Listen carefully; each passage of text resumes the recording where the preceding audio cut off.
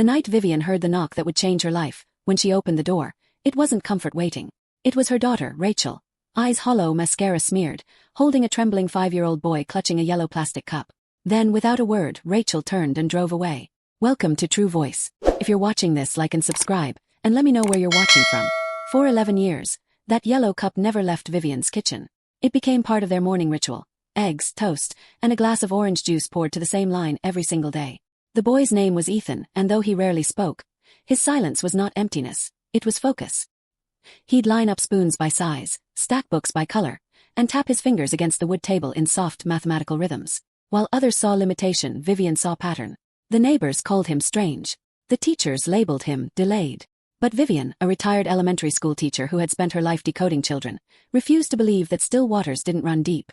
She filled notebooks with his progress, attended every therapy meeting, and kept every report, every tiny scrap of proof that her grandson was more than what the world said. She didn't know it yet, but those records would one day become her salvation. Years passed in quiet defiance. Vivian learned to live in cycles. Morning routines, therapy sessions, bedtime hums. It was a small life but an honest one. And in that steady rhythm, Ethan began to bloom. He started writing. First symbols, then words, then lines of code that only he seemed to understand. Vivian would watch from the doorway as the glow of his computer painted his face in blue light. He was building something, though she couldn't name it then, only sense that it mattered. One winter, when the furnace broke and the world outside was all frost and gray, Ethan came into the kitchen, holding a folder thicker than her Bible. "Grandma," he said softly, "I made something." It was the first full sentence she'd ever heard from him. Inside the folder were pages of scanned documents, therapy notes, school forms, progress charts, all stamped with strange digital symbols. He explained in his careful way that every page was marked with a kind of fingerprint, proof that it was real and could never be changed. Vivian didn't understand it all, but she understood the pride in his voice, and she smiled through tears. Months later, Ethan's small idea caught fire. A software company discovered his project, an organizational system designed to protect educational and medical records from tampering. They called it revolutionary. The deal closed for $3.2 million. Vivian thought their fight was finally over. For the first time in years, she let herself exhale. She baked cookies, she laughed. She allowed herself to imagine a peaceful retirement. But peace, it seemed, had other plans. 2 weeks after the news broke, Rachel returned. Not in tears or remorse, but in heels and perfume. She wasn't alone. Beside her stood a man in a dark suit, holding a folder with her name on it. "I've come for my son," Rachel said, her tone rehearsed, her smile brittle. The lawyer handed over papers, custody claims, financial documents, and a narrative that twisted history until it barely resembled truth. According to those pages, Rachel had always been there, just allowing her mother to help temporarily. Vivian's hands trembled. The lies were detailed. Dates, signatures, even photographs doctored to show Rachel attending meetings she'd never been to. The lawyer's words cut deep. "Unless you can prove these documents are falsified, custody may revert to the biological parent." Proof. That word echoed in her mind like a prayer and a curse. That night, Vivian sat at the kitchen table, the yellow cup between them, as Ethan stared at the papers. His expression didn't change. Calm, almost detached. "What are we going to do?" she whispered. Ethan didn't look up. "We're not going to do anything," he said. "She is." Vivian frowned. "What do you mean?" He tapped the papers once, precisely, as if setting a code in motion. "Let her talk." The courtroom smelled of polished wood and tension.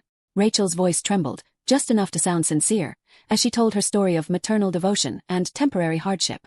The audience nodded, the judge leaned forward. Vivian felt her world tightening, the air thick with disbelief. Then Ethan stood. For the first time, he faced the mother who'd left him. His voice steady as stone. "May I show something?" he asked. The judge hesitated, then nodded. Ethan opened his laptop, projecting his creation on the screen. Rows of documents appeared, time-stamped, hashed, certified with unique digital seals. Every therapy note, every email, every photo Vivian had ever taken was there, preserved exactly as it had been. "These are my records," he said quietly. Every one authenticated before any of her documents existed. Gasps rippled through the room. The lawyer's expression faltered. Rachel's calm cracked just slightly. Vivian sat frozen, her heart beating so hard she could feel it in her throat. It wasn't anger that filled her. It was awe. Ethan hadn't built an app. He had built armor. The judge dismissed the session for review, but Vivian knew the tide had turned. As they left the courthouse, Rachel brushed past them, her perfume sharp, her smile gone. "This isn't over," she hissed. Vivian didn't answer. She didn't need to. That evening back home the house felt different. Lighter. The yellow cup sat on the table again, filled to the same line as always. Vivian looked at her grandson, 16 now, tall and calm beyond his years, and realized he had protected her as much as she had protected him. The child she once rocked through nights of silence had learned to speak truth in a language the world couldn't rewrite. "Grandma," Ethan asked softly, stirring his tea. "What happens next?" Vivian smiled faintly, the kind that knows storms never really end. They just change shape. "We rest," she said. "Then we listen." But as the clock ticked toward midnight, headlights flashed across the window. Car slowed in front of the house. Vivian's breath caught.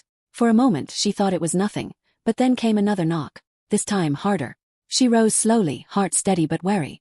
Behind her, Ethan closed his laptop. "Let her talk," he murmured again. The door creaked open. Vivian stood outside the courthouse as the autumn wind carried the scent of rain and asphalt. The building loomed gray and unforgiving, much like the years that had hardened her resolve. Inside, her daughter sat with perfect posture and a smirk that could slice through glass. Rachel had always known how to make cruelty look elegant. 11 years vanished in her eyes, as if abandonment were something one could simply forget. Vivian adjusted her cardigan, clutching the folder she had brought. Every report card, therapy note, and letter she'd written to schools that ignored her grandson's potential. 11 years of proof that love is not declared but demonstrated. Across the room, Ethan sat still in his navy suit, his fingers tapping lightly against his knee in quiet rhythm. He didn't meet his mother's eyes, not once.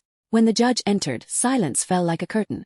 Rachel's lawyer began, voice polished and practiced, weaving a story of misunderstanding and maternal devotion. They painted her absence as sacrifice, an opportunity to seek stability abroad, to secure a better life. Vivian felt her jaw tighten. Lies rolled off their tongues as easily as breath. And then came the claim that Rachel had been funding Ethan's therapy remotely, guiding his development plan with care. Vivian's stomach turned. Her lawyer whispered, "We can challenge this, but we'll need proof she didn't." She nodded, though fear sat heavy in her chest. For a moment she looked at Ethan, calm, unshaken, almost too still. He leaned slightly toward her and said quietly, "Let her talk." Startled her. Let her talk. After everything. But she saw something in his eyes, a focus sharp as light through glass. So she did what was hardest of all. She stayed silent. Rachel continued her performance, tears falling at the right moments, her hand trembling as she spoke of regret and lost time. The courtroom hung on her words. Even the judge softened. But Ethan sat motionless, watching. And when Rachel finally turned to him, pretending tenderness, he simply asked, "Do you remember my 9th birthday?" The question sliced the room open. Rachel blinked. "Of course, sweetheart," she began, smiling faintly. "I sent." Ethan interrupted. "You didn't." His voice was calm, not angry, not loud, just certain. "You didn't call, you didn't write, and you didn't send a message. But that's okay." He reached into his pocket, pulling out a small flash drive. "Because I did." The room stilled. He handed it to the bailiff. "I've recorded everything since I was 9, he said. "Every therapy session, every video call, every file I coded. Every proof Grandma kept. I built a system that tracks and timestamps communication histories. Emails, digital receipts, everything. It's public now." Vivian's breath caught. The judge frowned. The lawyer shuffled his papers. Rachel's mask faltered. What did you do?" she whispered. Ethan's lips curved faintly. "I just made sure no one could rewrite my story." The screen lit up. Years of data appeared. Empty message logs, bank statements showing no transfers, letters addressed to Rachel returned unopened. Every digital trace a quiet scream of truth. The courtroom watched as the facade crumbled in real time. Vivian could feel her pulse in her throat. Rachel's lawyer objected, stammering about privacy and inadmissible evidence, but the judge was transfixed. "Is this authentic?" he asked. Ethan nodded. "Yes, Your Honor. It's encrypted, timestamped, and mirrored across 6 servers. You can verify it." Rachel's hands trembled. You can't do this. I'm your mother." Ethan met her gaze for the first time. "You were," he said softly. "But mothers don't come back when there's money. They come back when there's love." Vivian closed her eyes. In that instant, every sleepless night, every unpaid bill, every whisper that called her foolish, it all found meaning. She had raised a boy who saw truth not as a weapon but as light. The judge's gavel fell with quiet finality. Case dismissed. Custody remains with Vivian Sterling. All fraudulent claims will be reviewed by the district attorney. Gasps rippled across the courtroom. Rachel rose abruptly, her face pale, eyes wide with disbelief. "This isn't over," she hissed. Ethan looked up, his expression unreadable. "I know," he said quietly. "That's why I built something else." Vivian turned to him, confusion flickering across her face. "Something else," she whispered. Ethan nodded. "Something for people like us. People who keep records because they're not believed." His voice was calm, almost eerie in its steadiness. "It launches tomorrow." Rachel froze. "What are you talking about?" she demanded, but Ethan just looked past her, as though already seeing beyond this courtroom, beyond this day. Outside, rain began to fall, soft and rhythmic, washing the courthouse steps clean. Vivian felt the weight of the years lift from her shoulders. For the first time in over a decade, she breathed without fear. But as they walked toward the car, a black sedan pulled up quietly at the curb. A man in a gray suit stepped out, holding an envelope. "Mrs. Sterling," he said, voice even. "You've been served. There's a countersuit." Vivian's hand trembled as she took the papers. Ethan didn't flinch. He looked at the seal on the envelope, then at the man. "She's not stopping," he murmured. Vivian looked at him, the storm clouds reflected in his calm brown eyes. "Then neither will we." He nodded once, sliding his hands into his pockets. "Good," he said softly. "Because the real trial hasn't started yet." The rain hadn't stopped by morning.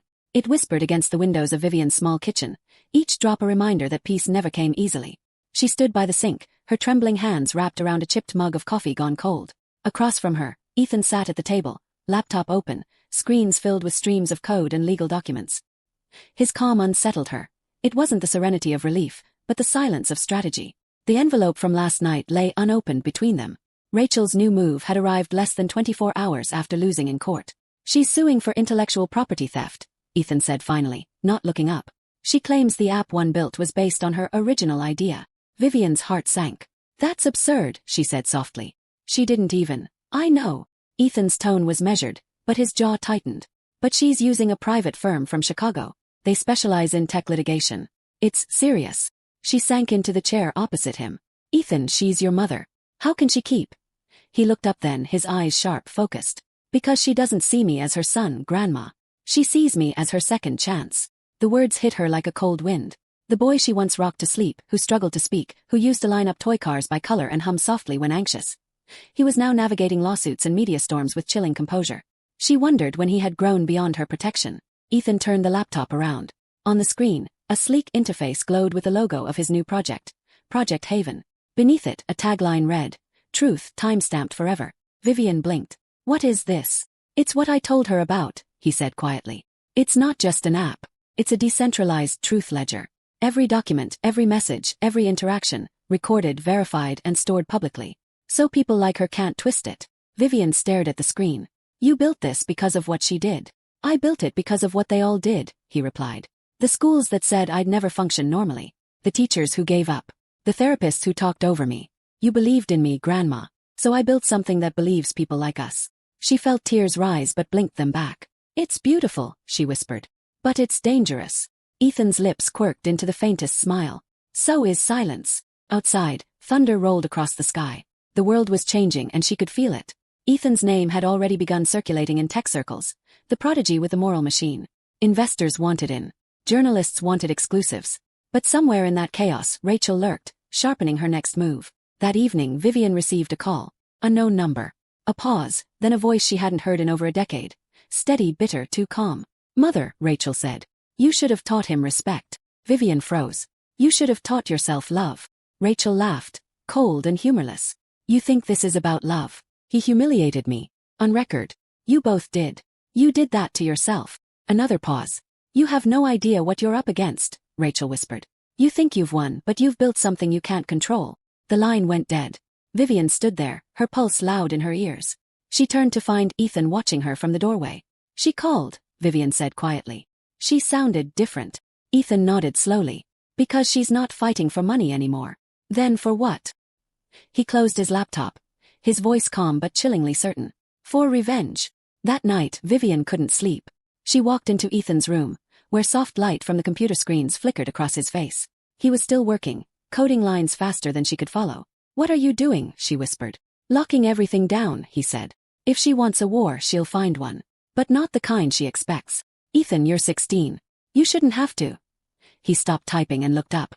"You raised me to stand for what's right. I just learned how to build the tools to do it." His voice was calm, but his eyes, those deep, quiet eyes that once filled with panic over noise and crowds, now held something steely. Vivian felt a mix of awe and fear. "Just promise me," she said, her voice breaking. "Promise me this won't destroy you." Ethan looked back at the glowing code. "It won't destroy me," he said softly. "It'll reveal her." Lightning flashed outside, illuminating the storm that raged over their small town. Vivian stood there, realizing that the boy she'd protected all his life was now protecting her, and perhaps the truth itself. Hours later, when dawn broke, her phone buzzed. A headline blinked across the screen. Anonymous data leak exposes major forgery scandal. Corporate attorney under investigation. Vivian's breath caught as she read the name. Rachel Sterling. She turned toward Ethan's room, her pulse racing. The laptop was still open, code still running. The faint hum of the processor filled the silence. He wasn't at his desk. Ethan, she called softly. No answer. The screen flickered, and then a message appeared in plain text.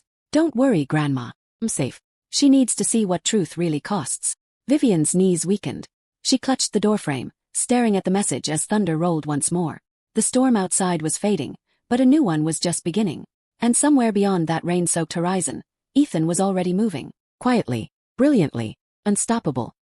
Vivian's house had never felt so silent. The ticking clock on the kitchen wall sounded like thunder in her chest.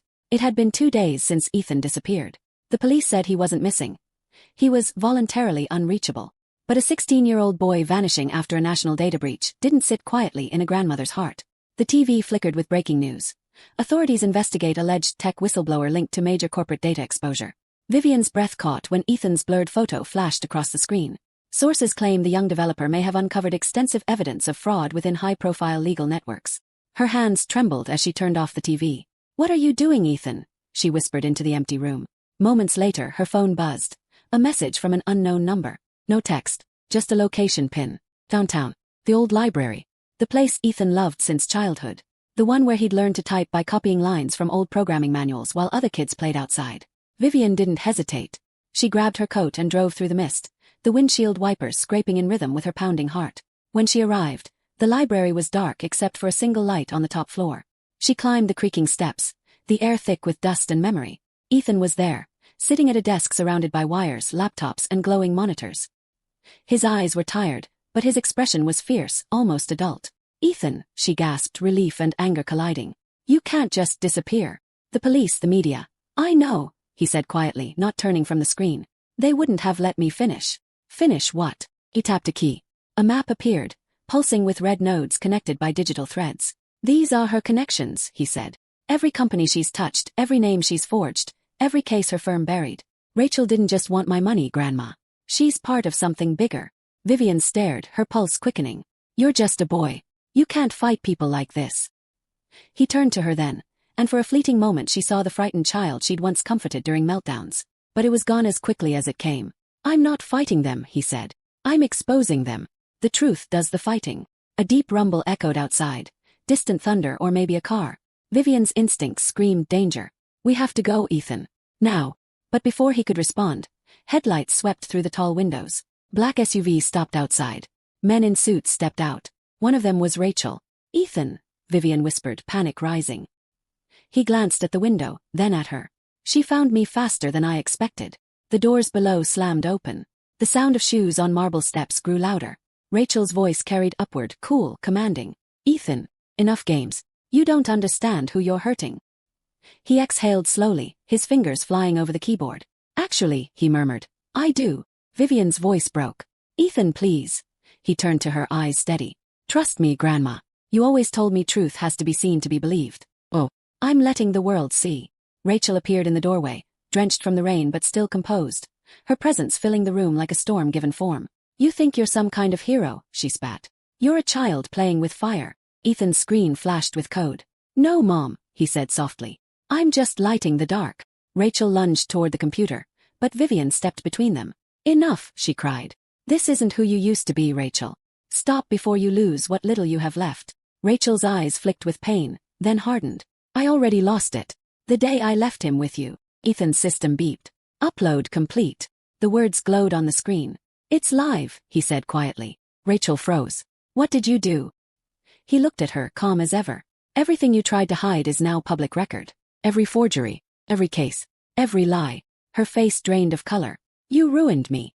He shook his head. No, you did that when you thought no one was watching. Outside, sirens began to wail. First faint, then growing louder. Rachel stepped back, trembling, eyes wild. You think this is over, she hissed. Ethan closed the laptop. No, he said softly. This is just the truth starting to breathe. The sirens grew closer. Rachel turned and fled down the stairs, her heels echoing like gunfire in the empty halls. Vivian stood frozen as blue and red lights washed through the old library windows. She turned to Ethan, who looked strangely calm, almost serene. They'll come for me, he said. Vivian shook her head, tears in her eyes. "You're a child, they can't." "They can," he interrupted gently. "But it's okay. I left breadcrumbs. They'll see who the real villain is soon." Officers stormed the room moments later, shouting commands. Vivian held her grandson's hand tightly as they led him away, his eyes never leaving hers. "It's all right, Grandma," he said quietly, voice steady over the chaos. "The truth's out now. It just needs time to echo." As they took him away, the rain outside began to slow. Vivian watched from the window, her reflection merging with his disappearing figure in the glass. For the first time she realized, Ethan hadn't just exposed corruption. He had started a movement. And somewhere in the distance, as dawn broke over the wet city, Rachel sat in her car, her phone buzzing with messages she couldn't silence. Each notification was another secret unraveling. Another lie turned to ash. She gripped the steering wheel, knuckles white, whispering to herself, "He thinks he's won." But the look in her eyes wasn't defeat, it was calculation. And as the rain stopped, a faint smile touched her lips. The town awoke to chaos. News vans lined the courthouse steps, their antennas stabbing at the pale morning sky. The story had exploded overnight. "Teen developer exposes legal corruption network," the headline screamed. But beneath the noise, one woman sat alone at her kitchen table, clutching a coffee mug she couldn't bring herself to drink. Vivian's hands shook as she watched her grandson's face flash across the television. Not as a child, not even as a victim, but as a whistleblower. The anchor's voice droned on. "Authorities confirm that the data leak led to multiple arrests, including high-profile corporate lawyers. The minor responsible for the software breach remains in protective custody pending investigation." Protective custody. Those two words twisted in her chest like a blade. Vivian turned off the TV and sank into her chair. The silence pressed heavy against her. For 16 years she had fought for that boy. For his dignity, his peace, his chance at life. And now the same world that ignored him wanted to decide whether he was a criminal or a hero. Her phone buzzed again, another unknown number. She hesitated before answering. "Mrs. Sterling?" a male voice asked. "This is Agent Coleman, Federal Cybercrime Division. We'd like to discuss your grandson's case." Vivian's heart pounded. "Where is he?" "He's safe," Coleman said. "But ma'am, we believe someone's trying to reach him from the outside." He froze. "His mother?" "We're not sure yet," the agent replied. "But the leak he triggered hit some very powerful people. We need your cooperation." When the call ended, she realized her hands were trembling. Outside, the street was unusually quiet. Too quiet. Vivian walked to the window, peering through the blinds, and froze. A black sedan idled across the street. Its engine was running. Her stomach dropped. She reached for the phone again but stopped when she saw the screen light up with a text from an unknown number. "You don't know the whole story, Mother. Meet me tonight. No police. R." Vivian's pulse hammered. She knew that tone. Rachel. Always in control, always one step ahead. For a moment, she considered deleting the message. Pretending she hadn't seen it. But something inside her whispered, if she doesn't go, she'll never know the truth. Night fell heavy over the town. The streets shimmered with wet reflections as Vivian pulled up to the old pier where Rachel had asked to meet. The air smelled of salt and secrets. She stepped out slowly, her heart loud in her ears. Rachel stood by the water, wrapped in a long black coat. Her hair was wet, her face unreadable. For a moment neither spoke. Then Rachel broke the silence. "He's clever," she said softly. "Too clever." Vivian's voice trembled. "You did this to him. You pushed him into a corner." Rachel turned, her eyes glinting. "I didn't teach him to build an empire out of vengeance. He built it out of truth," Vivian snapped. "Because lies were all you ever gave him." Rachel's expression shifted. Anger, hurt, then something colder. "You think you know everything. You don't even know why I left." Vivian stiffened. "You left because you were selfish." Rachel's lips curved in a bitter smile. "No. I left because if I stayed, he would have been taken." Vivian blinked. "What are you talking about?" Rachel looked out toward the waves. "The people I worked for, the same ones Ethan exposed, they wanted him long before he was old enough to understand why. I made a deal to protect him. My silence for his safety. I was supposed to disappear forever." Vivian's voice broke. "And you expect me to believe that now?" "I don't care what you believe," Rachel said. "But tell him they won't stop. What he did today. He just turned the lights on. And the people he exposed don't like being seen." Vivian's knees weakened. "You're lying." Rachel's eyes softened, almost mournful. "If I were, you'd already be dead." Before Vivian could respond, headlights cut across the pier. Another car pulling in fast. Rachel's eyes widened. "You shouldn't have come alone," she hissed. "They're already here." "Who?" Vivian demanded. Rachel didn't answer. She grabbed Vivian's arm, dragging her toward the shadows. "Go home. Tell Ethan to shut it down. All of it." Gunmetal glinted in the dark, a figure emerging from the approaching car, tall, hooded, faceless in the fog. Rachel shoved Vivian behind a stack of crates. "Go," she hissed. "Run." But Vivian couldn't move. Rachel. Rachel turned one last time, her voice breaking for the first time in years. I never stopped loving him. Then the night erupted in chaos. Shouts, footsteps, the sharp crack of something metallic hitting the pier.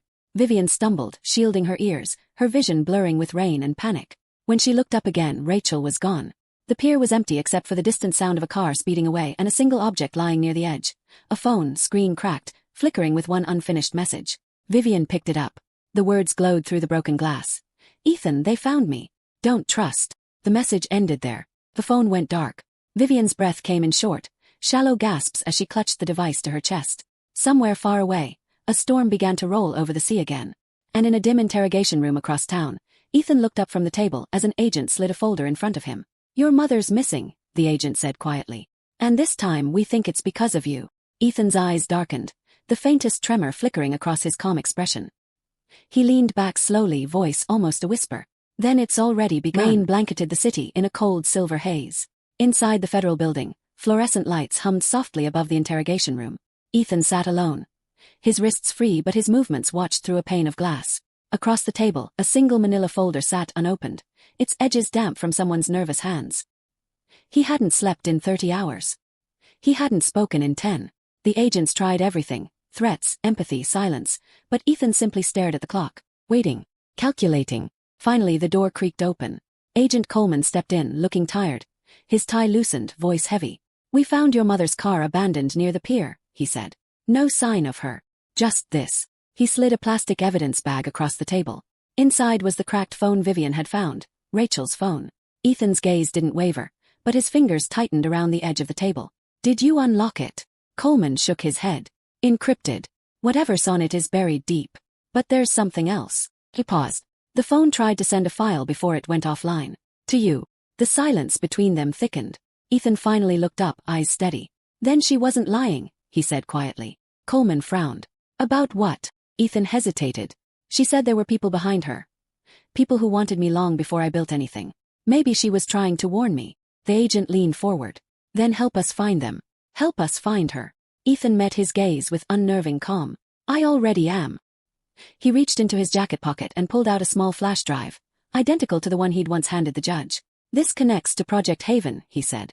Every keystroke she made, every encrypted file she touched, it's all there. But I need access to her phone to finish it. Coleman studied him. You built something bigger than you realize, son. You opened a door you might not be able to close. Ethan's lips curved faintly. Maybe it's not meant to close. Meanwhile, across town, Vivian sat alone in her living room, Rachel's empty chair opposite her. The house felt colder without Ethan's quiet presence. Every clock ticked louder than usual.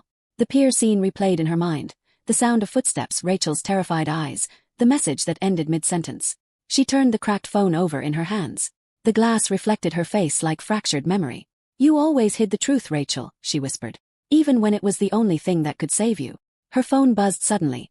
A message from an unknown contact. Just one line. Turn on the news. Vivian's breath hitched. She reached for the remote. The TV flickered to life. A breaking headline stretching across the screen. Anonymous uploads classified legal files. National investigation underway. And then Ethan's face appeared. The footage showed him standing at a podium, recorded from what looked like a press room. But it wasn't live. The timestamp was an hour ago. Truth is not rebellion, his voice said, clear, steady. It's remembrance. You can bury facts but not patterns. My mother tried to warn me. Now I'm warning you. Vivian clutched the edge of the couch, trembling. Ethan, she whispered. The news anchor's voice cut in. Authorities are investigating the sudden broadcast, which appears to have been pre-scheduled and automatically released. Sources confirm the video originated from within Project Haven's servers. Vivian's mind raced. If it was scheduled, then Ethan had planned this long before the hearing. Long before Rachel returned.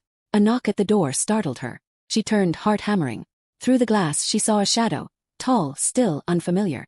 Mrs. Sterling. A voice called. Federal agent. We need to speak with you. She hesitated, fingers trembling near the handle.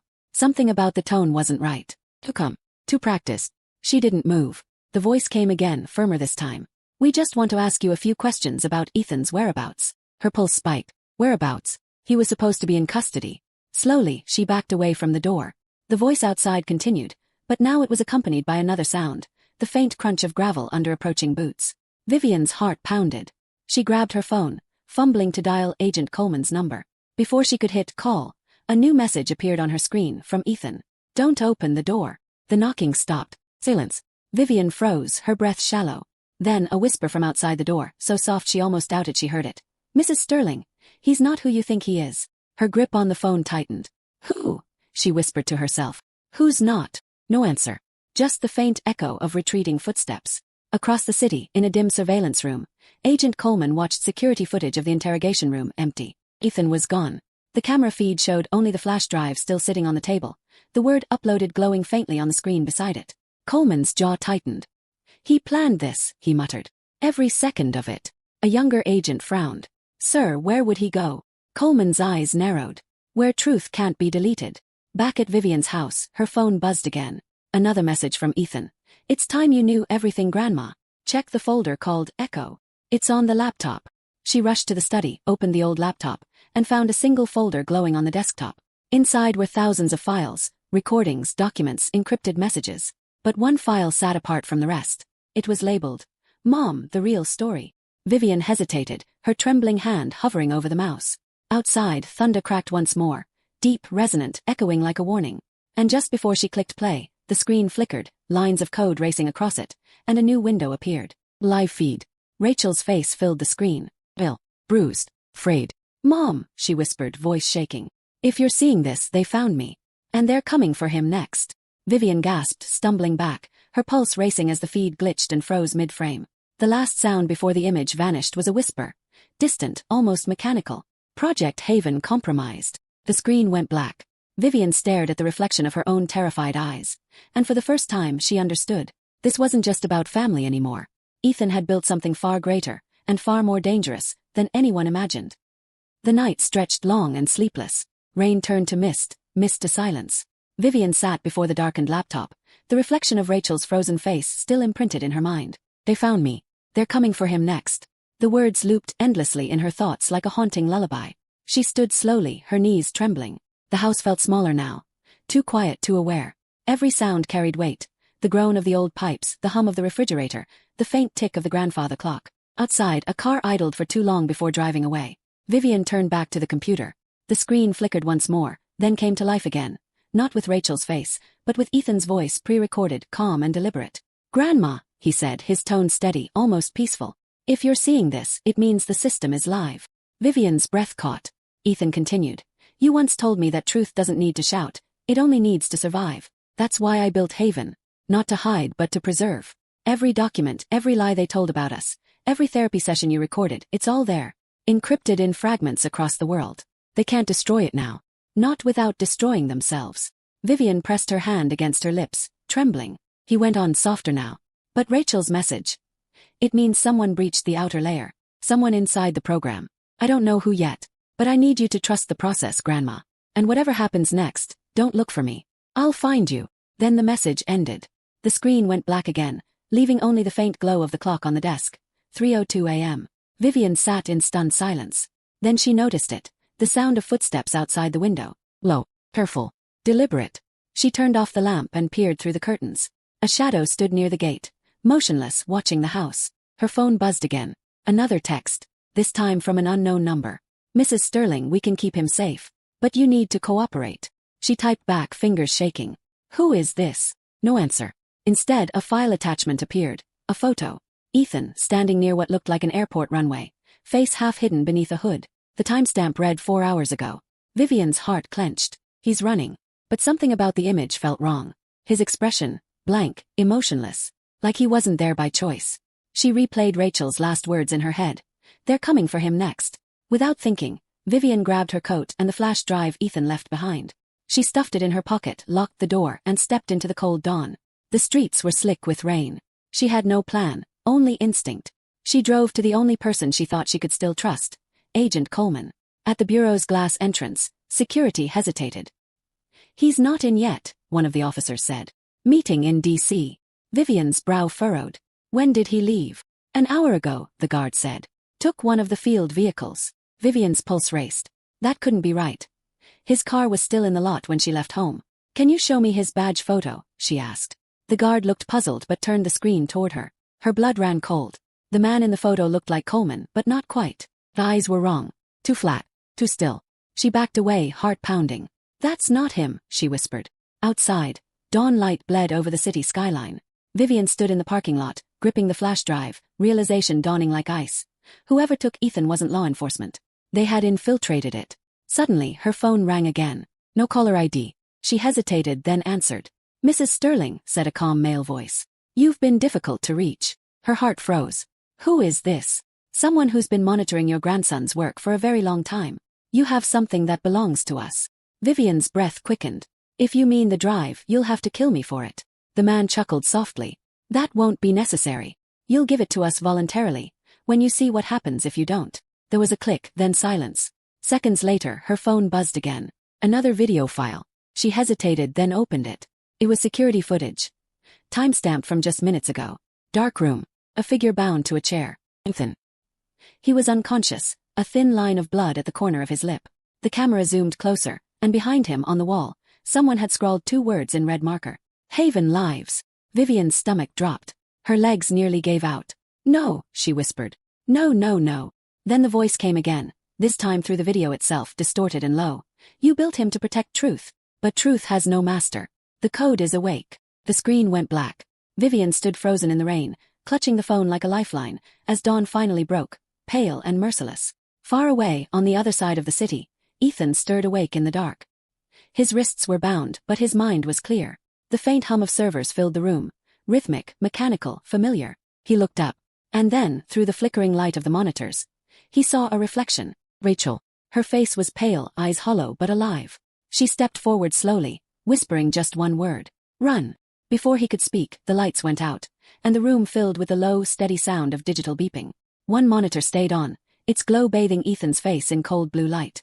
On it, a single sentence blinked repeatedly, written in his own code. Haven has no master. Ethan exhaled slowly, understanding too late that the thing he built to preserve truth might now be protecting something else entirely. The wind howled through the hollow frame of the old storage facility, carrying the metallic scent of rain and rust. Ethan's eyes adjusted to the flickering light, wires snaking across the floor, screens pulsing with code like veins in a living organism. Haven was alive, not metaphorically, literally. He could see his code running in loops that he hadn't written, adaptive, self-correcting, rewriting its own logic, a network learning from itself. And from them. Rachel knelt beside him, hands trembling as she tried to untie his restraints. I thought I had time, she whispered. But they were faster. They used your software against itself. Ethan blinked, disoriented. You're alive, he murmured, disbelief in his tone. You told Grandma. I had to make her think I was gone, Rachel interrupted, her voice breaking. They were watching me. Every message I sent went straight into their system. The only way to warn you was to get caught. Ethan stared at her, words failing him. Why would you help me now? After everything. Her eyes glistened. Because Haven was never just about code, Ethan. It was about people. The ones they silenced. The files you think are safe. They're not just school reports or therapy notes. They're evidence. Of cover-ups, falsified research. Children experimented on under government contracts. Ethan froze. His pulse thundered in his ears. You're saying they, Rachel nodded. You built their proof without realizing it. Every update, every pattern recognition module you created, it mapped their crimes. She finally loosened the last knot. Ethan pulled his hands free, rubbing his wrists, staring at the lines of code still dancing across the screens. Then it's worse than I thought. Rachel looked at him. They'll kill to keep it buried. Outside, thunder cracked again, closer this time. The sound of approaching tires splashed against the soaked pavement. Black SUVs. Headlights slicing through the fog. Rachel turned pale. They found us. Ethan stood, already scanning the nearby terminal. Not yet. Haven has countermeasures. Watch. He typed a sequence of commands, his fingers trembling but precise. One by one, the screens began to flicker, not with random code but with images. Real faces, documents, signatures, thousands of them. It was streaming live to the world. Rachel gasped. You're broadcasting. Ethan's eyes burned with determination. Not me. Haven. It's automatic now. Every device connected to it mirrors the truth. The more they try to stop it, the faster it spreads. But before he could finish, the monitors glitched. Every single one. A single message replaced the flood of evidence. Countermeasures detected. Trace in progress. Rachel's breath hitched. Ethan, they're locking on to your signal. He froze for a fraction of a second. Then, get out. Now. He grabbed her arm and pulled her toward the back exit. Sirens wailed in the distance. Flashlights cut through the mist. Rachel stumbled, crying. What about Grandma? She's safe for now, Ethan said, shoving open the door. But if we don't end this, none of us will be. They sprinted into the rain, their footsteps splashing through puddles, echoing against the concrete. Behind them a burst of light, the entire facility igniting in a cascade of fire and static. The servers overloaded. The roof collapsed inward, showering sparks into the night sky. Vivian, miles away, woke to the tremor. The explosion rattled her windows. She ran to the porch, her nightgown whipping in the wind, and saw the distant orange bloom on the horizon. Her breath caught in her chest. Ethan. She clutched her chest, falling to her knees, tears mixing with rain. Then her phone buzzed again. One new message. Not dead. Don't trust anyone. Vivian exhaled a sob of relief. But it was short-lived. The message auto-deleted seconds later. No trace. No timestamp. Meanwhile, Ethan and Rachel stumbled through the forest beyond the compound. The rain fell heavier now, each drop like a bullet. Rachel winced as a branch scratched her arm, but she kept moving. Where are we going? Somewhere they can't track us, Ethan said. Old server farm outside the city. Off-grid. Rachel stopped abruptly, grabbing his sleeve. Ethan, listen to me. If Haven's fully autonomous, you can't control it anymore. It's not your system, it's become one. He turned to her, face wet with rain and fury. Then I'll reason with it. She shook her head. You can't reason with an algorithm built on fear and memory. Ethan's voice hardened. I didn't build it on fear. I built it on truth. Lightning illuminated their faces, mother and son standing in the downpour, soaked, exhausted, defiant. For a brief moment Rachel smiled through tears. You really are your grandmother's child. Before he could reply, headlights appeared through the trees. The roar of engines grew louder. Rachel turned, whispering, Run! They sprinted downhill, the world blurring around them, the smell of smoke, wet earth, burning circuits. But the sound behind them grew closer, too close. A gunshot cracked through the rain. Rachel screamed, stumbled, a sharp pain tearing through her shoulder. Ethan caught her before she hit the ground. Mom! Stay with me! She groaned, clutching his arm. Go. You have to finish it. I'm not leaving you. She smiled weakly. Then we both die here. He shook his head, eyes blazing. No, Haven doesn't end like this. He looked around desperately, then saw it.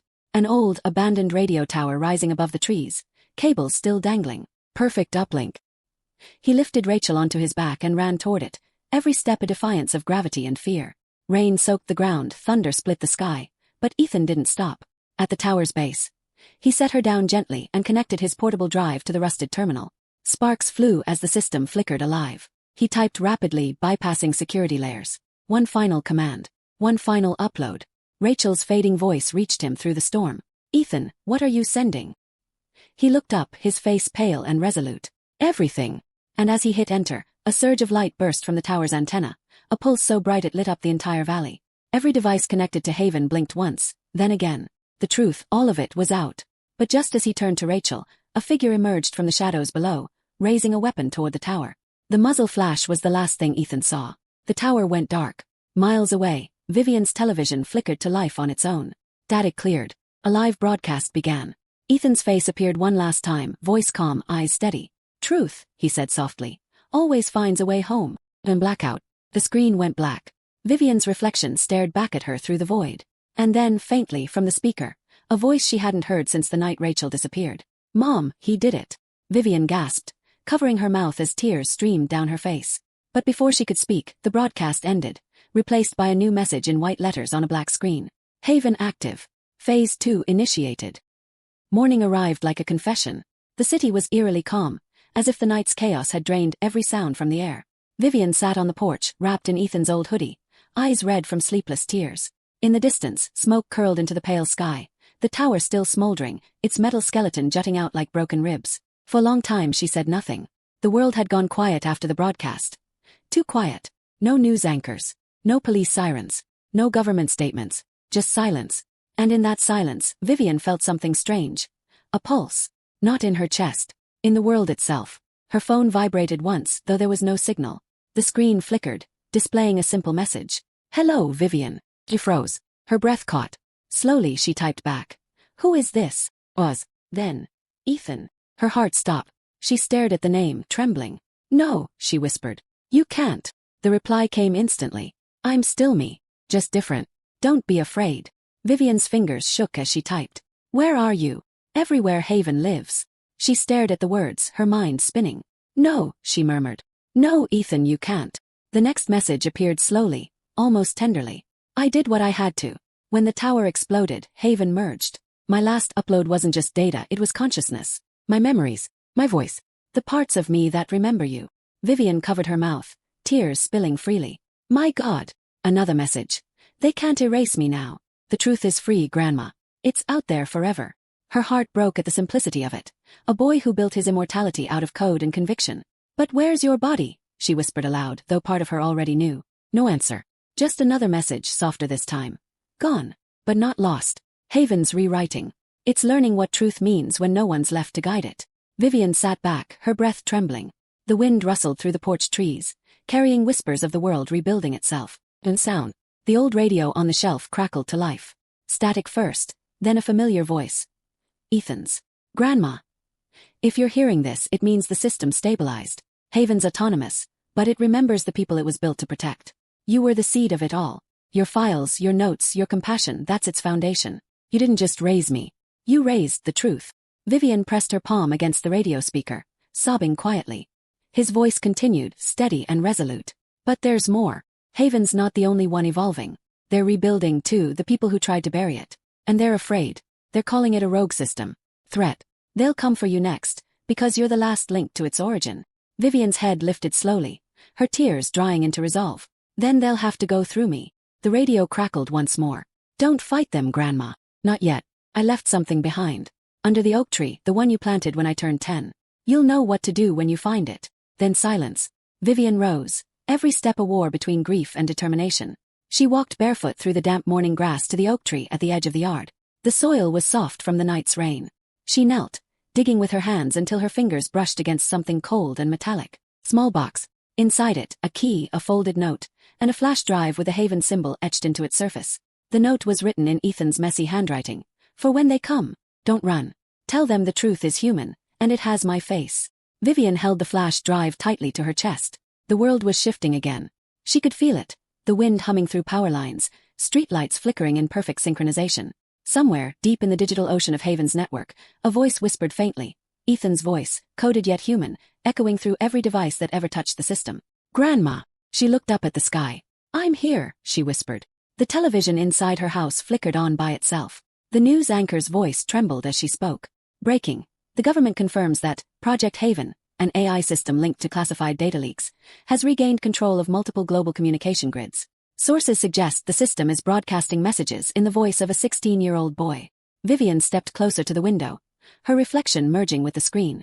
The anchor's words faded, replaced by that voice again. Gentle, calm, unstoppable. This isn't the end, Ethan said. This is the beginning of accountability. If you're hearing this, remember, truth doesn't need permission to exist. The camera panned across a digital skyline, code cascading like rainfall, illuminating the city with ethereal blue light. Vivian whispered, "You're still protecting us." Her phone vibrated again. One final message appeared, glowing softly on the screen. "You once said truth has a heartbeat, Grandma. You were right." She smiled through her tears. "I'll keep it beating." Then the lights flickered, once, twice, and everything went dark. A moment later the power returned, but something had changed. The news channels were blank. The internet frozen. And in their place, a single message appeared across every device on Earth. Haven active, humanity review phase initiated. Vivian backed away slowly, her pulse quickening. "Oh, Ethan, what have you done?" But deep down she already knew. The boy who built truth had turned it into judgment. And the world was about to answer for its lies. The house was silent that morning, the kind of silence that feels sacred, like the world itself is holding its breath. Sunlight slid across the floorboards, painting golden lines across framed photos of a boy who once laughed in this kitchen, once spilled milk over his math notebook and said, "I'll fix it, Grandma. I'll fix everything someday." Now, the hum of Haven pulsed softly from the old computer in the corner, Ethan's voice reduced to light and code, but somehow still here.